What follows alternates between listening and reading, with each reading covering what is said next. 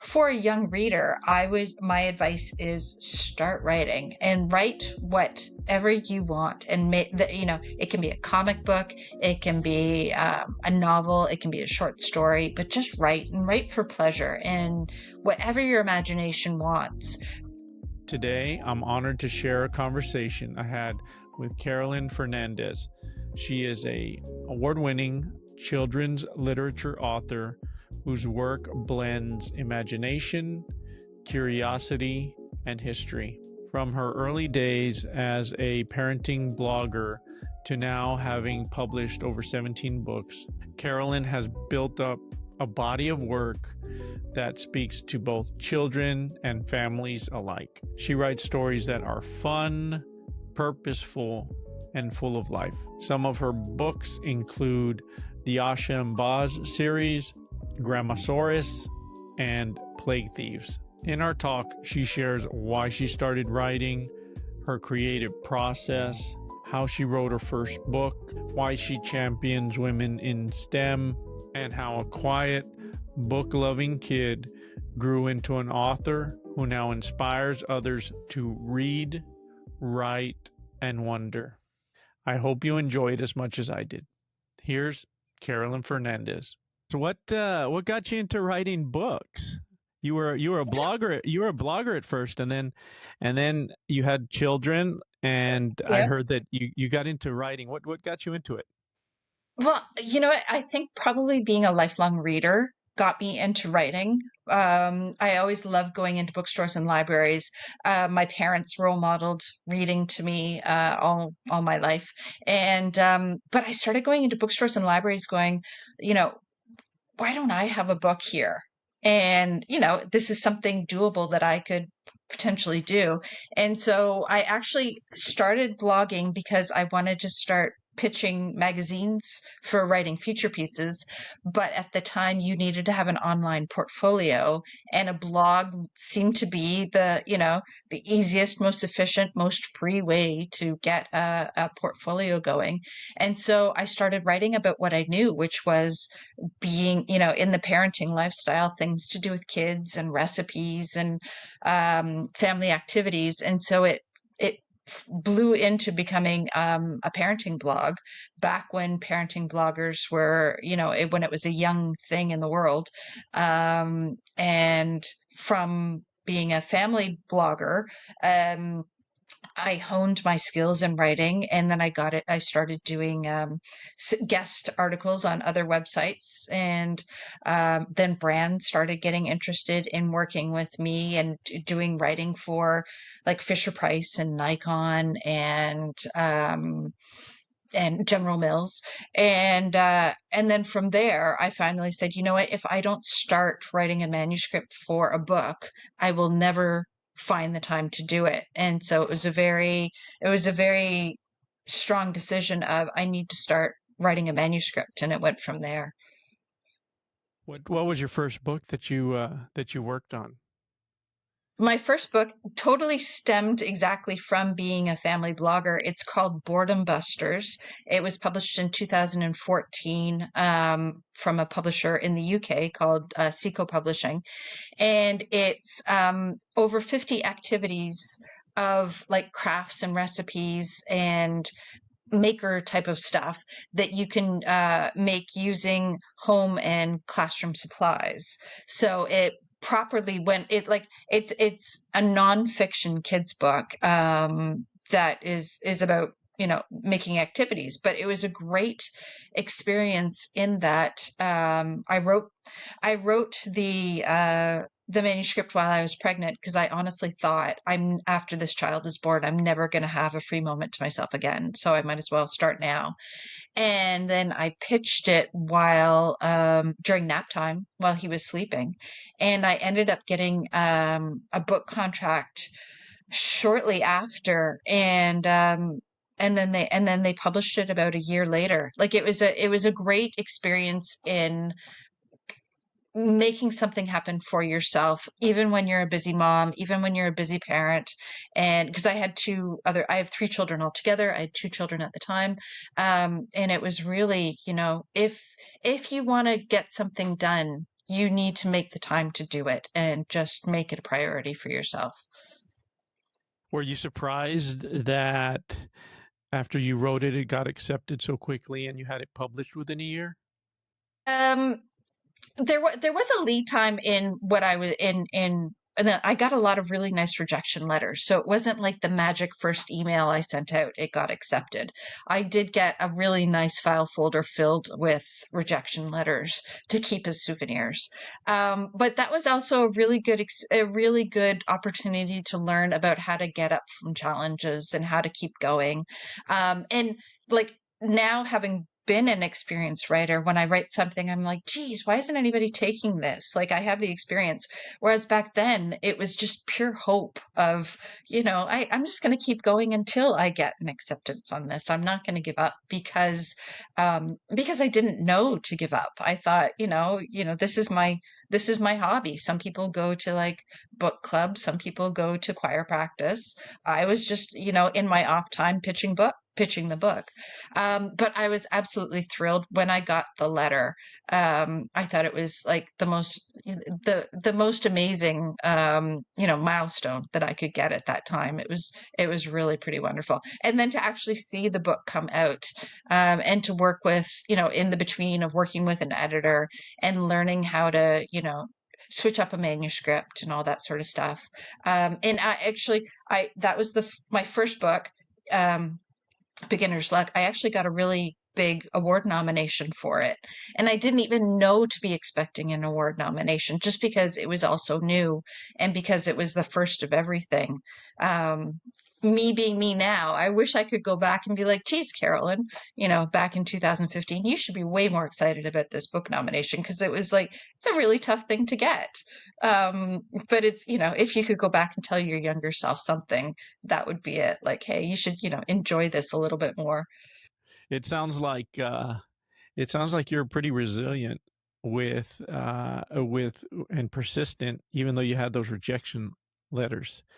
Did you think while you were writing it? What were you thinking when you were writing it? Were you thinking, uh, I'm really enjoying this. Yeah, I think it's going to be a great book. Were you kind of writing it for yourself? Who are you writing it for? Great question. I was actually writing it like a blog post because that had been my experience. And because it was nonfiction, I've written fiction since, so that's a whole different beast. But nonfiction was a great way for me to start because every Thursday night, I told my husband, I'm not, after dinner, I'm going to go to a computer. I'm not going to be with the kids. I'm not cleaning up, like, separation of church and state, sort of in that regard. And I prioritized, I'm going to work on this every Thursday night. And I wrote one complete activity every Thursday night.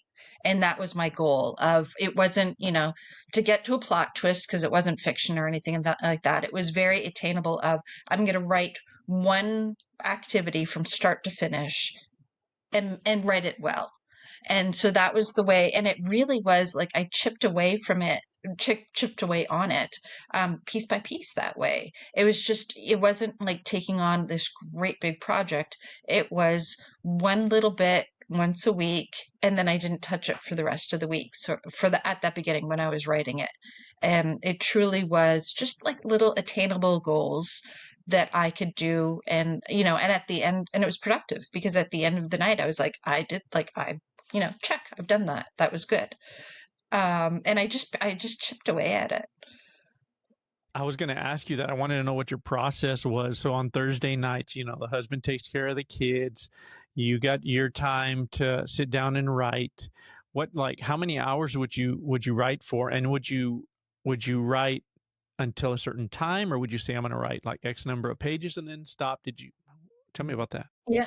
At that time, it was completion to the project, completion to whatever that one activity was. I am not a night owl. So like I would not have worked past 11 o'clock. Definitely not.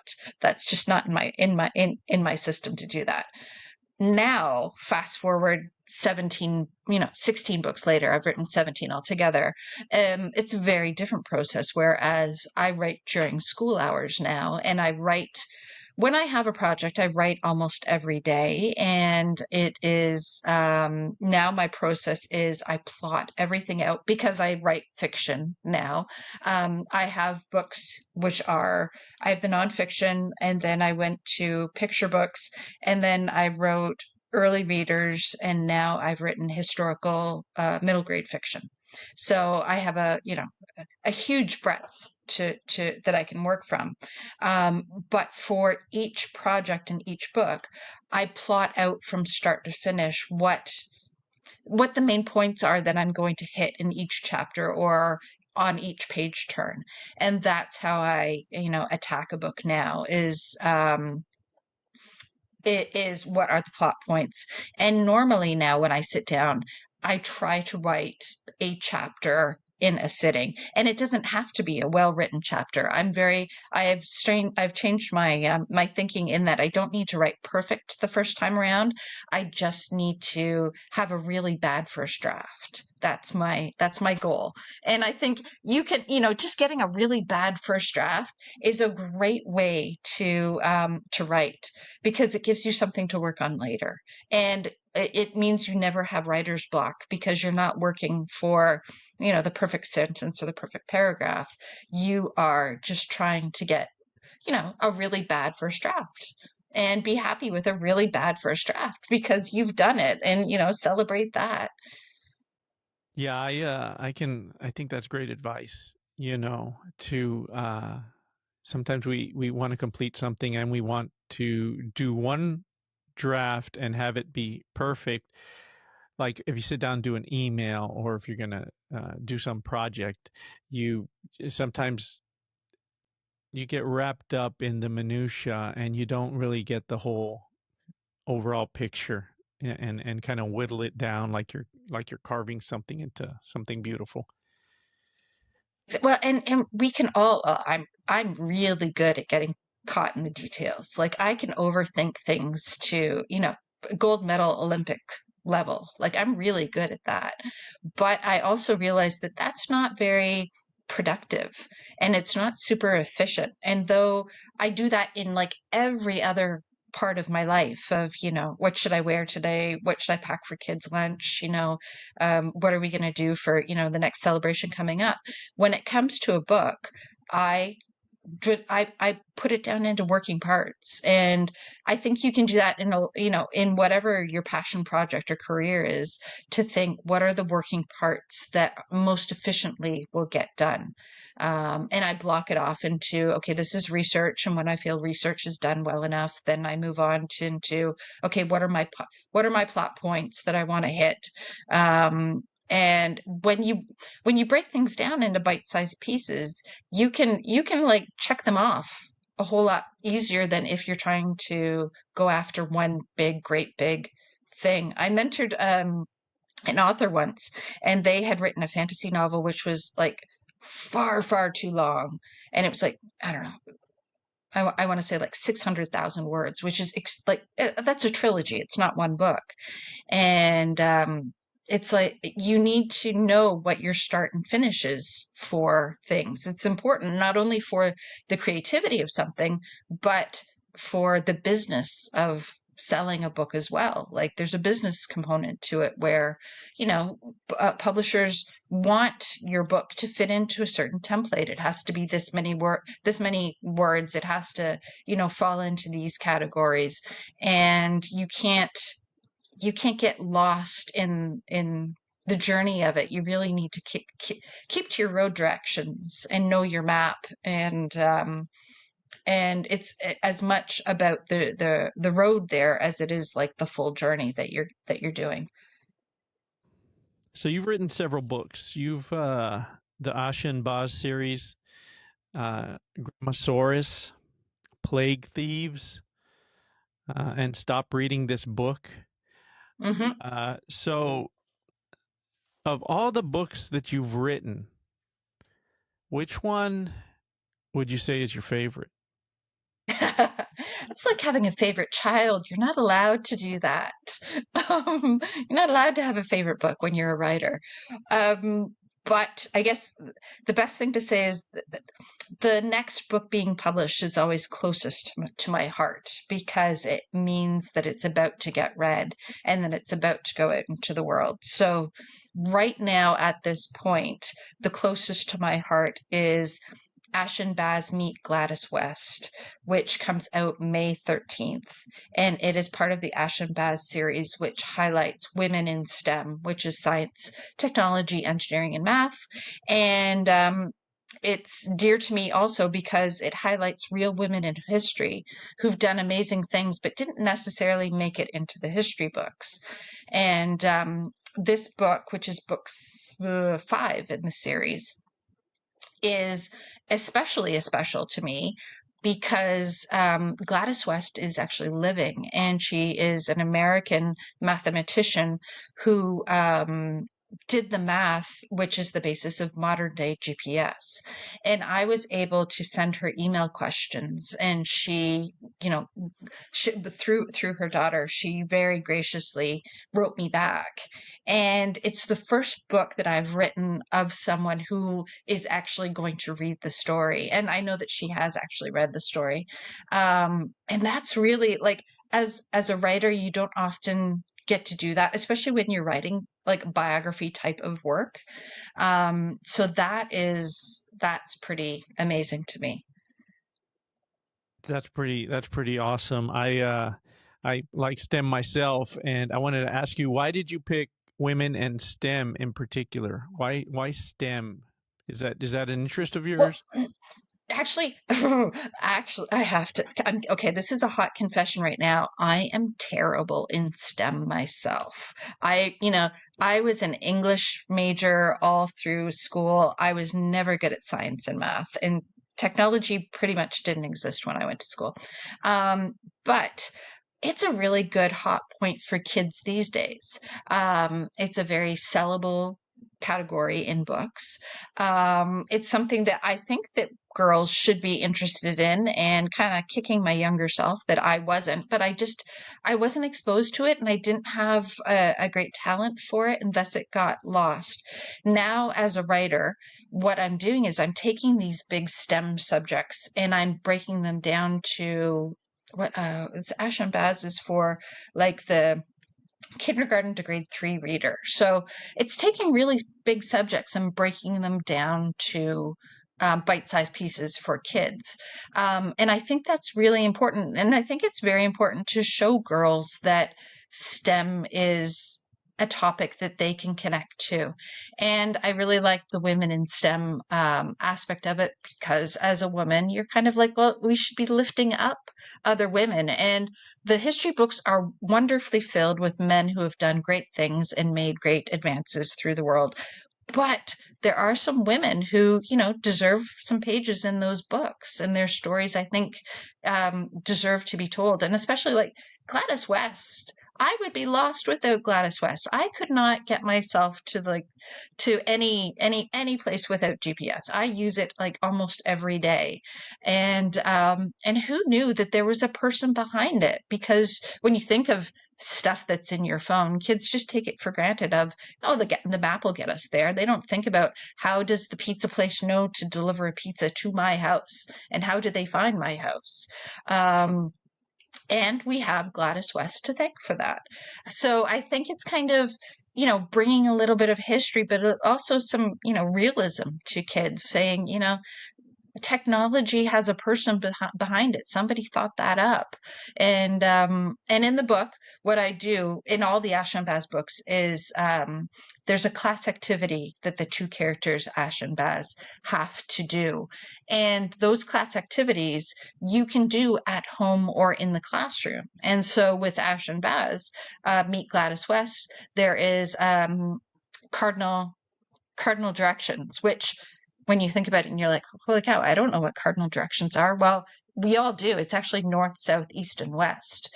But in this day and age, we're so used to using our GPS that we don't necessarily know how to read a map. But that's also social studies curriculum in a lot of schools as well. So there's a complementary aspect to it. Of all the genres that you've written, what's your favorite genre? Do you have one? You know, I well, I kind of do, which I hate to say it. I'm really liking historical fiction. I like taking real things in. Well, it's also because I really like history as well. And so for my early reader chapter books, it's biography based, history and world facts and geography sort of thing. But I've written a middle grade book called Plague Thieves, and that's based off of the Great Plague of London in 1665. And I crafted a story around the elements during those time periods, and that was a really neat experience because I could, total fictionalize these children living in the time of the plague, but then you put in like the plague doctor as like the villainous character, and what plague houses were like and sick houses and how they kept themselves healthy. And it's very research based on, they could have survived because of the things that I gave them in the story, like having a dog to chase away rats because rats were what transmitted the plague. It's little points like that that I really enjoy. I think that's my favorite type of genre right now. I really enjoy historical fiction. Where do you get your ideas to write these books like this Plague Thieves? I read kind of a synopsis of it. Where did that idea come from of so much history? Where did you get that idea? Plague Thieves, the inspiration really is the Plague Doctor costume because it's just such an iconic costume. But I started writing Plague Thieves October before COVID hit. And I wrote it during COVID as, that was my hobby while the world was shut down. And after I'd finished it, I thought nobody is ever going to want to read a book about a plague or about a sickness going around because it's too soon after COVID. Like, um, so many people are just going to want to forget this time period. But as it turns out, when I sold it, we realized that because it's for kids and they could connect with, oh, we wear masks. Oh, we distance each other. Oh, when somebody has the illness, they have to stay home and quarantine. There were connections that they actually didn't have before COVID, and it actually was a stronger book because of that, because the readers had gone through the COVID experience and had to be careful of a plague going around. Um, I think that book is still going strong because of that, because it hits on a time that happened a long, like 1665 was a really long time ago, but it has elements that are very recent as well and that readers can connect with. Yeah, of the books that I've seen that you've written, that one, because obviously I'm not a child, but that one intrigued me. That sounded like an interesting premise. So I hear it's doing pretty well, so I'm happy about that. It is. It's been an Amazon bestseller a couple times, which is always, nice to see. But it's interesting when you talk about, like, where do I get my things? As I was talking with a teacher, an American teacher from Texas, actually, I was telling her, I'm writing this book about the plague. She said, "Oh, well, Isaac Newton was alive during that time, and he wrote about the plague." And I'm like, "What? Wait." And I went and I researched, and she was right that Isaac Newton was living in London during the plague. And so at the end of the book, I have the kids meet Isaac Newton, which obviously fictional, did not really happen. But it was neat to incorporate, he actually was there at that in that city during that time frame. And what if he met these kids? And it was a neat way to like circle close the story. That's interesting. Yeah, I actually studied a STEM subject in college myself, and Isaac Newton is considered like one of, if not the greatest, uh, physicist of all time. So that's awesome. Abs- That Absolutely. And he actually did leave London because of the plague, and he went off to live in his country estate. And it was called his the next year was his year of wonders, where he made a lot of really amazing discoveries, which he wouldn't have made had he stayed in London during for the plague would have gotten him. If not the plague, then the Great Fire would have gotten him. And so historically, uh, it follows that yes, he went on to do really great things the year after the plague. You wrote Grammosaurus, right? Yes. Mhm. If you could transform into any dinosaur, which one would it be and why? Not the first time I've had this question. Funnily enough, it would be a Brachiosaurus, hands down, because they are big and they are vegetarian. Not that I'm vegetarian, but I really appreciate their size, and I think that they're a very elegant dinosaur. So these kids, I'm sure you get all kinds of interesting questions from kids. What other questions do you get commonly from kids? Oh, man, I get quizzed a lot about, oh, do you know this dinosaur? Do you know that dinosaur? And I'm like, I've read a lot about dinosaurs for these books. Like there's been a lot of dinosaur reading. And kids like dinosaurs are evergreen, whether it's now or in 10 years, kids will always like to read about dinosaurs and the Quetzalcoatlus and what's a flying reptile versus, an aquatic reptile versus a dinosaur. And they know, like, little kids know this, and that they might not be able to tie their shoes, but they can talk about dinosaurs all day long. Yeah, my kids are fascinated by dinosaurs. It's always a toy that they enjoy, they play with. You can get them for Christmas, and they're happy when they're young. Well, my son is now 14, and we were watching Jurassic Park the other day, and he paused it to like quiz me on the what is it, the Gigantosaurus. And I'm like, dude, I've written books on this. Like, can we just finish the movie? Like, but at 14, he'll still talk about them happily. So I think dinosaurs are really neat, a really neat subject to write about. And in those books, they are an interesting blend of fiction and nonfiction because it's a grandma who sneezes herself into different dinosaurs based off of my mom who took my kid who does not sneeze herself into dinosaurs. I'll put that out. But she always took my kids on really great field trips. And so this is a grandma who takes her kids on field trips, but um, has this magic ability to sneeze herself into different dinosaurs. And so each of the books has it talks about the dinosaurs, and it talks about the different attributes of the dinosaurs, like their size or their shape, or herbivore versus carnivore. But it also is a really nice story about grandparents spending time with grandkids and about an intergenerational relationship that we can kind of all connect to, as if you have seniors in your life and they take an interest in your kids. It's nice. Yeah, I actually purchased that book on Amazon and read it to my daughter, so she enjoyed it. Lovely. That's great. Oh, that's nice to hear. The illustrator of that book, Shannon O'Toole, is Canadian, and she hides things in the books. So she has like her dog. She has people that she knows in her family. And in the last book, The Adventures of Grammosaurus at the Supermarket, where Grammosaurus is like sneezing herself into herbivores and carnivores and omnivores, she drew my kids into the book as well. So there are little Easter eggs in there in that series. Yeah. Have you based a character off of a real child or person in your life You know what? in any of your books? Yeah.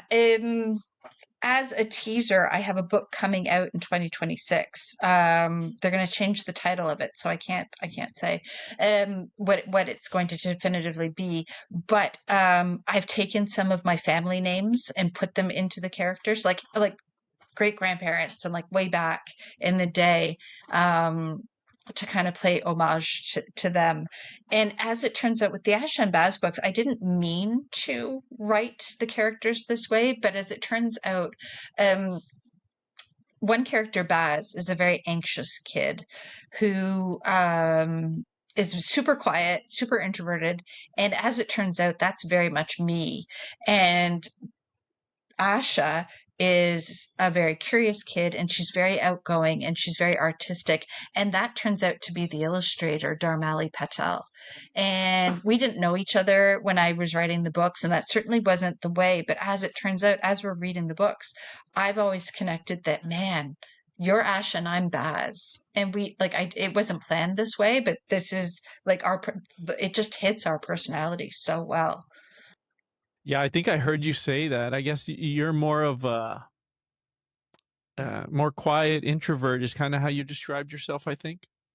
Very much, very, very quiet, which is like the perfect reason why I'm an author is because I can sit and type and research and do quiet things for days all by myself.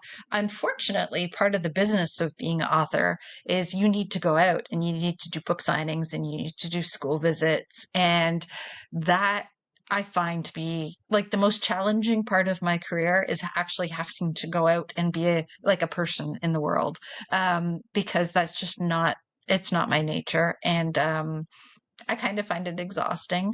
But it's a very important part of the business part of being a writer as well. So, and you need to, I guess, you need to get out of your comfort zone and do different things as a person. So it's just it comes with the territory. So this transition that you made into writing books and now you've gone into different genres, different subjects. What's been the hardest what's been the biggest challenge as you've made that transition? What's been the biggest challenge for you? I guess it's finding the balance in the creativity versus the business of it. And it's great to write for passion. But at the same time, now, being an experienced writer, at the beginning I wrote just because I wanted to write. And now I write with intent of I want this to be sold. And so I have to do a competitive analysis and look at the other books that are on the market, and is this idea too similar to something that came out 2 years ago, and has this subject been written to death, and am I bringing something new to the subject that readers are going to want to read. And so now I have to navigate everything with a business mind of I don't want to just write something just to write it. I want to write something in order to sell it. Um, and luckily, I have been able, I don't have a lot of things that, have been rejected to the point of it's, sitting in a dustbin. Um, I think now the fact that as an experienced writer, I write with intent of the business part of it and how can this, what markets can this sell into? It gives me a leg up when I'm querying publishers saying, okay, I've done my research. I know that there's a market for this. This is why, you should, purchase this book, get me a contract sort of thing. Um, and then have the creativity flow from that. I've also written from having a contract and not having a contract. And when you write and you don't have a contract, there is more freedom to where the story is versus like the Ash and Baz series. I have like it's 7 books is what is coming out, and so like I have deadlines that I have to hit, and there's a bit of a pressure to that of okay, this isn't just writing for fun's sake, this is writing because I have to hit a deadline, and it has to get to the illustrator by this day, and it has to get to the book designer by this day, and very different experiences, both good, but they also are, different pressures for you as an author. You've written a lot of books, right? Successful books. If you were to write a book that you didn't need to publish, you kind of wrote it for Mm, yourself. What what book would you write? that's a good question. I think I would stick with a middle grade fiction book. I like middle grade just because the readers are just so passionate and and it's a great genre to write from. I have an idea for a new book right now, and I'm like loosely doing the research about it. And all of my books, though, I'm saying I write from a business standpoint of, is this going to sell? I don't just write for writing's sake. I have to connect to it. I have to appreciate the subject, or, it has to spark joy, type of deal. I don't just, churn out a book because I need to churn out a book. I wrote The Adventures of Grammosaurus because I liked dinosaurs at the time. I read the Ash and Baz books because I like history and I like reading biographies myself. Um, and so all of my subjects start with, does this spark joy in me? As a person, do I want to do research to learn more about that? And so I've had a long, I've called it a strike where I haven't been writing anything. Um, but now I'm kind of getting into I have an idea of something that I'm interested in learning about. So I start with that of what interests me. And I'll do all the research. And if I find that there's a story there, then I'll start writing a book. And if it's not, well, then I've just spent some time learning about a subject that I was interested in learning about in the first place. So it sounds like you still find passion in your writing. Uh, Mhm. you find something that you enjoy, and then you kind of bring from that business perspective. You bring it to life while still keeping the passion inside of that writing. Absolutely. And I think you need to do that no matter what you do in life, especially, if um we all have to have jobs, and I do freelance work because, bills have to be paid. But at the end of the day, and that's freelance writing, so it's complementary to what I'm doing. But I need to be able to have passion, have spark for writing a book. It's important. And I think it comes through in the writing. And if you don't have passion or spark, then you're just there's a difference between business writing and writing fiction or writing for kids, and especially writing for kids. You have to be interested in the audience as well as the subject, because kids are really picky, and they're a tough audience, and there are hundreds of thousands of millions of books out there for kids. And so your book, it needs to have a special quality. And I think the best books are the ones that the authors enjoyed reading. And you think about the classics of kids books, and you can tell, when you read a classic book, somebody enjoyed writing this. What do you consider a classic in kids' books? For me, well, Goodnight Moon, always great. The Very Hungry Caterpillar, always amazing. Peter Pan, always amazing.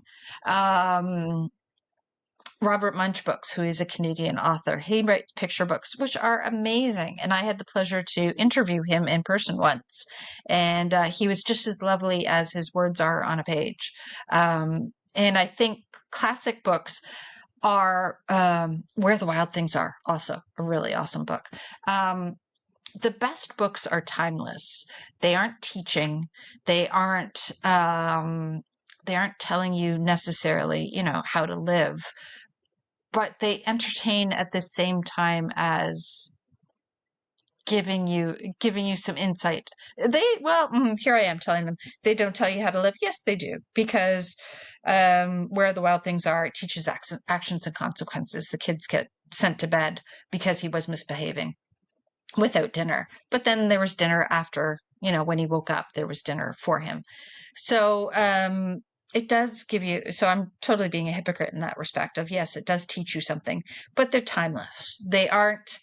It's not like a newspaper article where you get facts. There's an entertainment quality to it, which is age appropriate within each genre as well. And I think that's really important. And I remember talking with a publisher, and they said, as the publishing industry changes, adults gravitate towards ebooks because they're more portable, they're more cost effective. In a way, they're more, they're more recyclable, because a lot, as adults, we often read a book and we never go back to it. Whereas with children's publishing, parents and grandparents and teachers will always buy a printed copy of a children's book because children will turn a page and children will go back and read the same bedtime story over and over again. And, 3 years later, hey, how about we read The Very Hungry Caterpillar because I have good childhood memories of it. And so, in that way, children's books are timeless in themselves, whether it be a classic or a non-classic, because they print versions will always be the treasure. It'll always be something that we keep on a bookshelf and we go back to. That's so true. What you say about kids will want you to read a book over and over to them. I remember my son with the Dr. Seuss book. We got to this one part and he would always just start cracking up. He would laugh every single time. He was like waiting for that moment.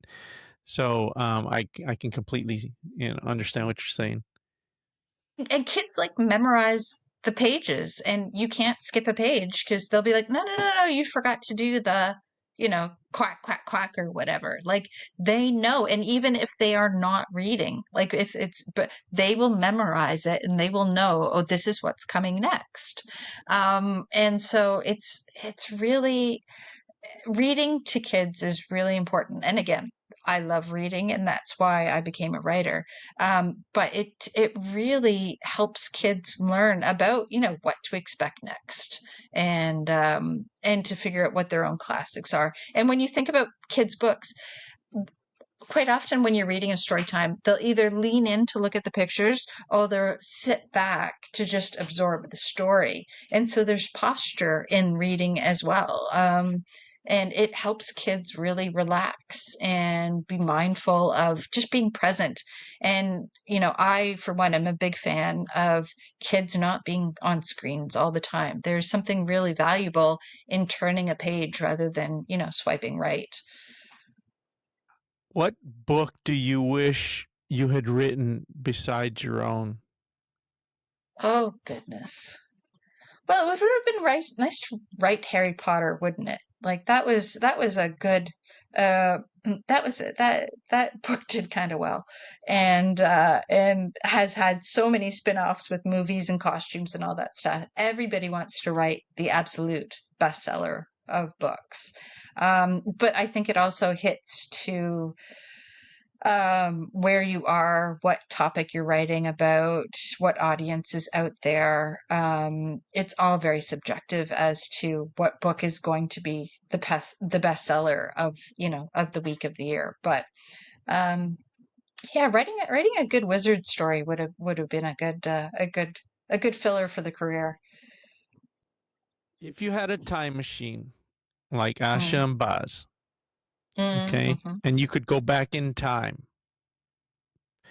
which historical figure would you visit and what would you ask them? Such a good question. Um,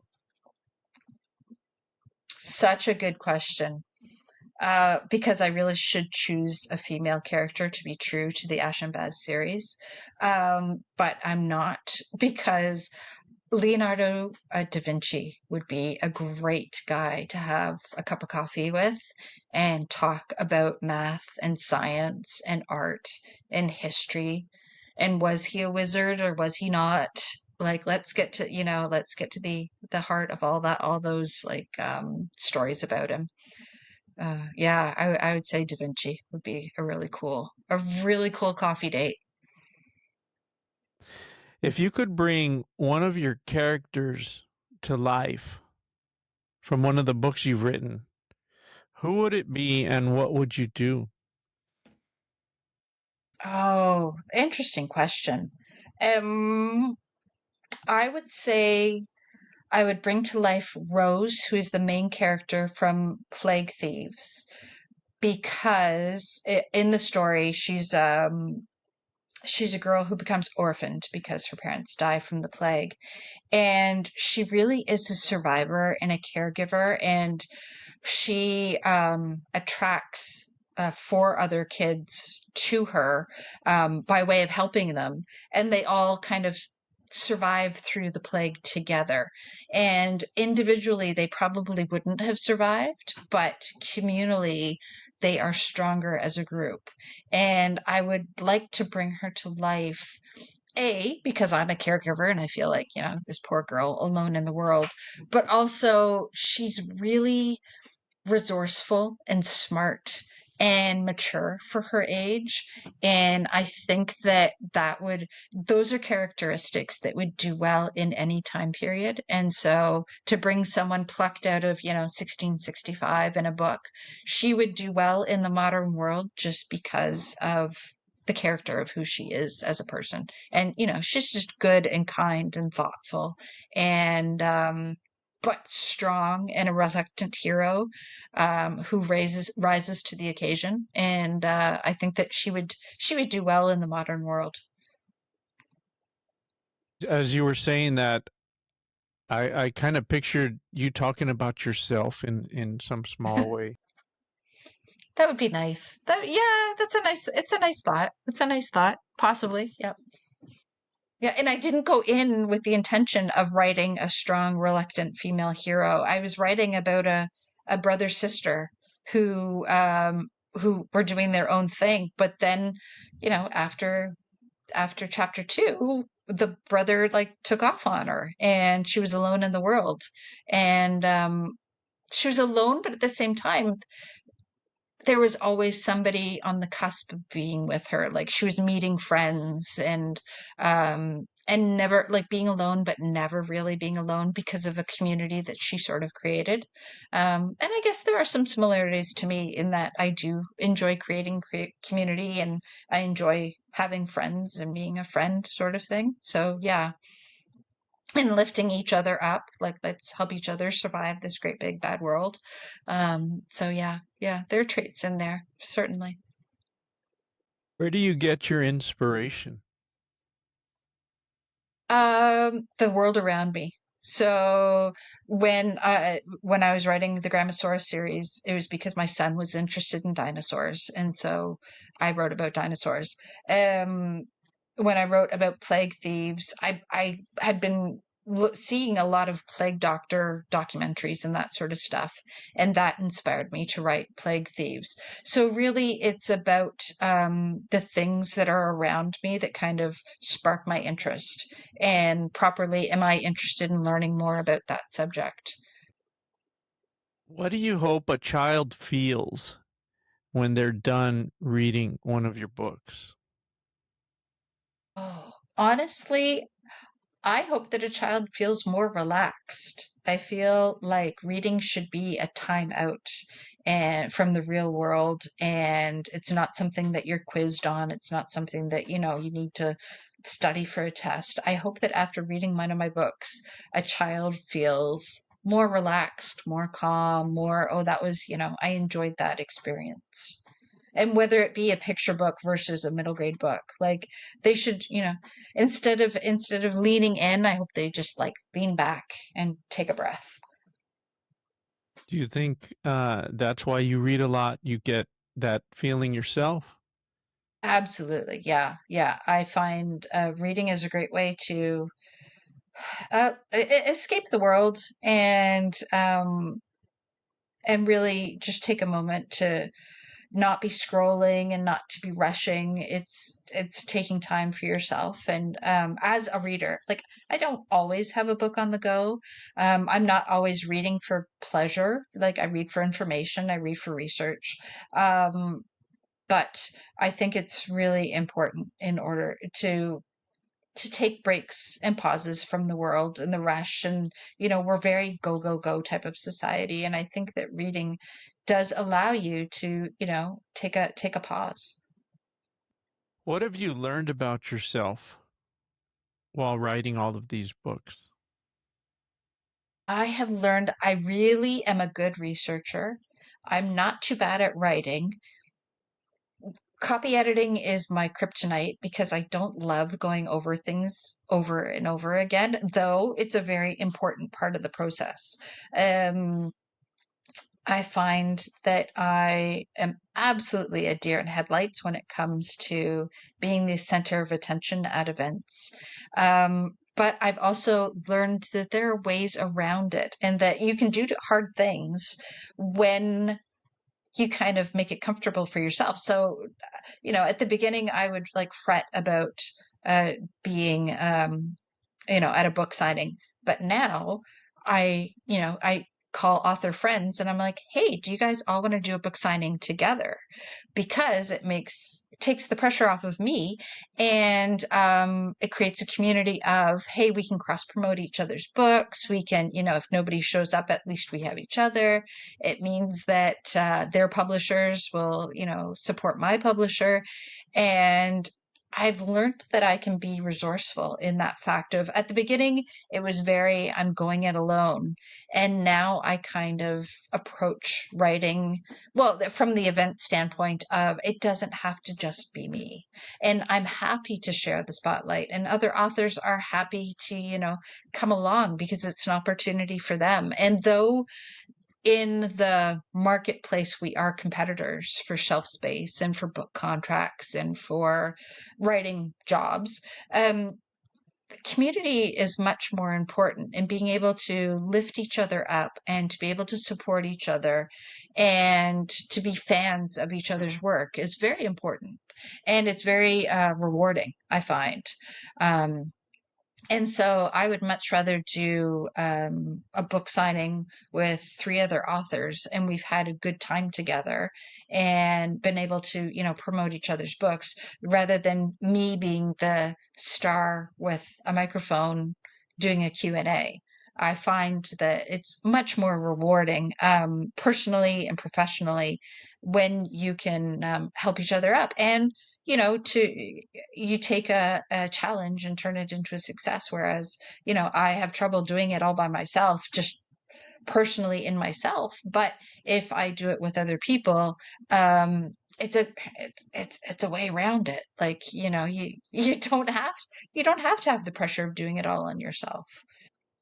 If you had a, um, I've listened to you on other interviews, and that theme is recurrent with you. It seems like you're you're you're you're very open and wanting to help other new writers, fresh writers, other writers around you. And I think that's pretty admirable. Is there any advice you would get? Let's say a kid reads your book and they really enjoy it, and they're like a reader, and they go, maybe I want to be a writer like Caroline Fernandez. I really like her books. What advice would you give a young reader that's thinking of becoming a writer? For a young reader, I'm going to give a young reader advice and an adult advice, because they're two different, very, very different things, but I think both valuable. For a young reader, my advice is start writing and write whatever you want. And it can be a comic book, it can be a novel, it can be a short story, but just write, and write for pleasure and whatever your imagination wants. Because through writing, you get experience and you practice, and do it on a computer, or handwrite it, or get a journal, or draw it on in the back of a cereal box. You just have to start writing, and that will hone your experience and your skills and your enjoyment of it. For an adult, I would say it's very valuable. And again, this goes back to me thinking about community as well. There are writing organizations that are really valuable in learning about skills and business and genres. So in America, it's SCBWI, and it's the Society of Children Book Authors and Illustrators. It's a fantastic organization, and they have different membership levels, and they have webinars and conferences and resources on their website about how to start writing and about what writing for children is like. Here in Canada, the organization which would equal that is called CANSCAPE, and that is the Canadian Children's Authors and Illustrators Society performers is in there as well. And again, they have webinars and Zoom meetings and conferences. And a great way to learn about writing is to connect with other kidlit creators. And what can they teach you and what can you learn? And so for a grown up, join SCBWI or Canscape because they're two or both, because they are both amazing organizations and you can learn so much and connect with so many people through it. I have a son. He likes drawing comics. He'll get a piece of paper, a white piece of paper. He'll draw squares and he'll draw a story. He'll have small phrases and pictures, and he doesn't know it, but I just get so proud when I see one of those little uh, comics that he's written. I'm like, you can write books. This is something you can maybe do in your future. Um, And you know what, a great activity to like go full circle back to my first book, Boredom Busters, where I was doing kid activities. You can like print out templates of comic book sheets. They have them all over Google. You just Google comic book template and print them out, and then take them with you when you are on an airplane ride or a road trip or going on vacation, because it becomes an activity, and the kid can also use it as a souvenir of the comic of that vacation, or my summer when I was 12, and it becomes a really nice keepsake, as well as, hey, they happen to be working on literacy skills during the summer. That's not a bad thing. how do you hope your books are remembered years from now? Oh goodness. I don't think so grand as to think I hope they're going to be remembered, because there's so many good books out there on the market and mine are just a few. But what I really love is, once a year I get a statement from public libraries about how many books were, borrowed from the public library. And I think that that is the greatest thing, to know that, oh, okay, the book might be 5 years old, but kids are still borrowing it from the public library, and it's accessible in a socioeconomic way of kids can still access my book and read it and enjoy it. And it's wonderful to have a bestseller. It's wonderful to get nominated for awards, but when your books are being sought out at the public library, that's a pretty wonderful thing. So, so you have three kids. I think you said you don't have any grandchildren yet. But if one day you have grandchildren, what advice would you give them when it comes to reading? Oh, I'm going to be that grandparent who like gives a book every Christmas and builds their own library, because I think that giving the gift of books is like, it's always the right color, it's always the right size, it's always, it's a great gift to give a kid. And I really think that building a child's library can be some of the greatest things, because it's something that they can carry on to their kids and their grandkids. When you give, the really special books, the really classics, are the ones that connected to for whatever reason, or that might be special to the family. Um, I think that's what I'm going to do. Well, Carolyn Fernandez, thank you so much for coming on and answering my questions. Where can people find out more about you? My website is carolinefernandez.ca, and I'm also on Instagram and Blue Sky as @Parent Club, because that was the name of my family blog back in the day when I was a blogger. It was @Parent Club. Great. Well, I'll put those down in the show notes. And again, thank you so much for having this conversation with me today. I really enjoyed it. Thank you, Soda. You were so organized. I really appreciate it. Thank you. You had great questions. It was a wonderful experience. Thank you. Thank you.